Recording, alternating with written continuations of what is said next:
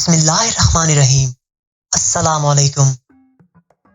میں نے اسٹڈی روم میں جاتے ہی اسے وہ جملہ کہہ دیا جو میں نے پچھلے 2 گھنٹوں کی تیاری اور ہمت جمع کرنے کے بعد تیار کیا تھا۔ وجہ؟ انہوں نے کتاب سے نظر اٹھائے بغیر بڑے سکون سے پوچھا تو میں گڑبڑا گیا۔ گل رخ سے چلنے والے افیئر کا تو ذکر بھی نہیں کر سکتا تھا۔ ابا جی اور چچا جان کے کشیدہ تعلقات اس کی خاص وجہ تھے۔ وہ تو اماں کے مرنے پر دونوں گھرانوں میں دوبارہ تعلقات کچھ بہتر ہوئے، وہ بھی یوں کہ چچی کو میری اتنی اچھی جاب کا پتہ چلا تو انہوں نے موقع اور ماحول کی پرواہ کیے بغیر مجھے مبارکباد دی، اور گوری چٹی باتونی سی گل رخ تو مجھے پہلے ہی بری نہیں لگتی تھی، لیکن اس روز کے بعد تو وہ جیسے مجھ پر فدا ہو گئی۔ میں بن ماں کا بچہ جسے گھر میں موجود لڑکی جوتے کی نوک پر رکھتی ہو یا گھاس بھی نہ ڈالتی ہو، اسے یکایک کوئی لڑکی اتنی اہمیت دے تو بس میں بھی مقناطیس کی طرح اس کی طرف کھنچتا چلا گیا۔ ابا جی تو پھر بھی کبھی چچا کی طرف نہ گئے، مگر وہ اپنی فیملی کے ساتھ اکثر ہمارے ہاں آتے رہتے تھے، یا پھر چچی اور گل رخ ادھر نکل آتی۔ البتہ ابا جی نے کبھی گھر آنے والوں سے تیوری چڑھا کے بات نہیں کی تھی۔ میں تو خوب ہی چہکتا، تبھی تو میں غلط فہمی کا شکار ہو گیا کہ شاید ابا جی میرے دل کی آواز اپنے دل کے کانوں سے سن لیں۔ اب خود اپنے منہ سے گل رخ کے لیے کہنا زلزلہ لانے کے مترادف تھا۔ وہ ابا جی، ہمارے اسلام میں لڑکا لڑکی کی مرضی جانے بغیر شادی کرنا منع ہے۔ میں نے جلدی میں جو دماغ میں آیا کہہ دیا، بیٹا جی ہمارے اسلام میں بھی منع ہے۔ وہ کتاب بند کر کے اسی اطمینان سے اینک اتارتے میری طرف بالآخر متوجہ ہو گئے۔ تو پھر ابا جی یہ ظلم مت کریں۔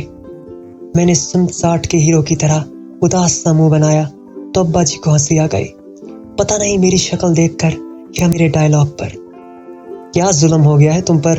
وہ پوری طرح میری طرف متوجہ ہوئے تو مجھے خیال آیا کہ مجھے خود کو بچاتے ہوئے سارا الزام خوش بخت پر ڈال دینا چاہیے۔ مجھے اپنی فکر نہیں ہے ابا جی۔ میں نے فوراً لہجے میں اداسی بھرتے ہوئے بات شروع کی۔ فکر تو مجھے خوش بخت کی ہے، آپ یہ مت سمجھیے کہ مجھے اس رشتے پر اپنی طرف سے اعتراض ہے۔ مجھے تو اس معصوم کی فکر کھائی جا رہی ہے۔ میں تو مرد ہوں، انکار کر سکتا ہوں، مگر وہ بیچاری تو آپ کے احسانوں پہ قربان ہو جائے گی، لیکن زبان سے اف تک نہ کہے گی۔ لیکن ابا جی میں کسی لڑکی پہ یہ ظلم نہیں کر سکتا۔ انہوں نے مجھے ٹوک دیا، تم سے کس نے کہا کہ اسے کوئی اعتراض ہے؟ یہ بھی کوئی کہنے کی بات ہے؟ کوئی بھی ذی ہوش اور عقل مند شخص اس کی شکل ہی سے اندازہ لگا سکتا ہے کہ وہ اس شادی پہ بالکل بھی راضی نہیں ہے۔ مجھے افسوس ہے برخوردار کہ تم اپنے متعلق بہت بڑی غلط فہمی کا شکار ہو، کیونکہ یہ دونوں ہی خوبیاں کم از کم آج تک میں نے تم میں نہیں دیکھی۔ اور نہیں تو کیا ابا جی، اسی وجہ سے تو کہتا ہوں اس جیسی عقل مند، سلیقہ مند، سگھڑ، با اخلاق اور خوش گفتار کو اسی جیسا کوئی ملنا چاہیے۔ ابا جی نے پرسوچ نظروں سے مجھے دیکھا۔ تمہارے خیال میں یہ ساری خوبیاں اس میں موجود ہیں؟ آف کورس ابا جی، بلکہ وہ تو ایک پاکمال اور بہترین لڑکی ہے۔ اس کے لیے تو ہمیں بے غرضی سے فیصلہ کرنا چاہیے۔ بس بیٹا جی، انسان جب اپنے لیے فیصلہ کرتا ہے تو اس میں سب سے مشکل کام قرض نکالنا ہوتا ہے، اور اب تو میرا فیصلہ اور بھی پکا ہو گیا ہے کہ تمہاری شادی اسی سے ہوگی۔ اور کون ہوگا بھلا جس کو اتنی خوبیوں کا پتہ ہو جو تم جانتے ہو؟ تم سے بڑھ کر تو کوئی اس کا قدردان ہو ہی نہیں سکتا۔ ابا جی سر دھن رہے تھے اور مجھے اپنا سر ٹکرانے کے لیے کوئی مناسب چیز نہیں مل رہی تھی۔ ابا جی، میرے پیارے ابا جی، آپ زیادتی کر رہے ہیں ایک معصوم لڑکی کے ساتھ۔ کم از کم اس کی بے زبانی کا ہی خیال کر لیں۔ اب تو میری ہر صبح اسی منحوس موضوع سے شروع ہو رہی تھی۔ بیٹا جی وہ اتنی بھی بے زبان نہیں، اس نے کہہ دیا ہے کہ اس سے شادی پر قطعاً کوئی اعتراض نہیں۔ ابا جی نے تو میری بولتی ہی بند کر دی۔ اب سوچنے والی بات تو یہ تھی کہ وہ پھاپے گھٹنی مجھ سے شادی کرنے پہ راضی کیسے تھی۔ میری کن پٹیاں سلگ اٹھی، غصے کے مارے کچھ نہیں سوجا تو میں نے گل رخ کو فون ملا دیا۔ اس نے حسب توقع و عادت پہلے تو مجھے ہی برا بھلا کہا۔ تایا جی کو صاف بتا دو، اس کی ایک ہی فرمائش تھی۔ 100 بار تو کہہ چکا ہوں کہ مجھے یہ شادی نہیں کرنی، مگر تم ان کی ضد نہیں جانتی۔ میں تھک گیا تھا۔ اب اسے کیا پتا تھا کہ ابا جی ابھی تک دل سے ان لوگوں سے راضی نہیں ہیں۔ حد ہو گئی حمزہ، تم جیسا بزدل شخص میں نے اپنی زندگی میں نہیں دیکھا۔ उसने सीधे सीधे मेरी मर्दानगी को ललकारा तो मुझे एक बार फिर अब्बा जी के सामने आना पड़ा। मैंने सोचा है कि सादगी से तुम दोनों का निकाह पढ़वा दूं। लो जी, अब्बा जी की अपनी कम जरूरी बातें हैं जो मेरी भी सुनते। अब्बा जी, मुझे एतराज है। मैंने बात शुरू की और अब्बा जी ने सीने को मसला। पता नहीं कुछ दिनों से दिल में हल्की हल्की दर्द की लहरें सी उठ रही हैं। मुतफक्किर अंदाज में कहते हुए उन्होंने सामने पड़ा जगमगाता हुआ एक कार्ड उठा के मेरी तरफ बढ़ाया।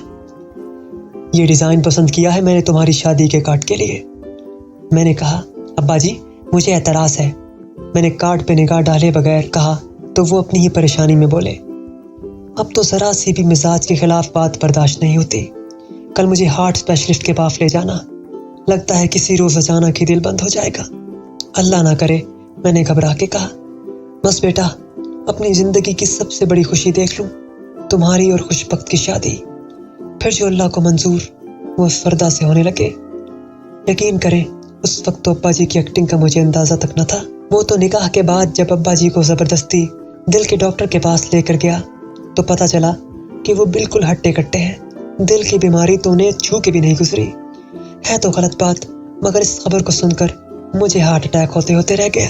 ओफो, तुम भी ना, मामूली गैस ट्रबल थी, ठीक हो जाती है। ऐसे ही अकेली दुल्हन को छोड़ के अफरा तफरी में निकल पड़े। वो बड़े मजे से कह रहे थे और मैं झटकों से गियर बदलता, दांतों पे दांत जमाए ड्राइविंग कर रहा था। अब्बा जी ने तमाम मेहमानों को हॉल से रुखसत कर दिया, मगर फकत हम तीनों ही पहुंचे थे। किस कदर मज़हका खेज बात थी। दूल्हा बना हमजा रहमान और दुल्हन बनी खुशबख्त और साथ में अब्बा जी।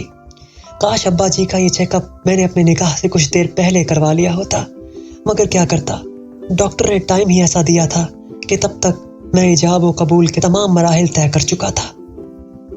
वो दोनों लाउंज में बैठे और मैं सीढ़ियां फलांगता सीधा अपने कमरे में।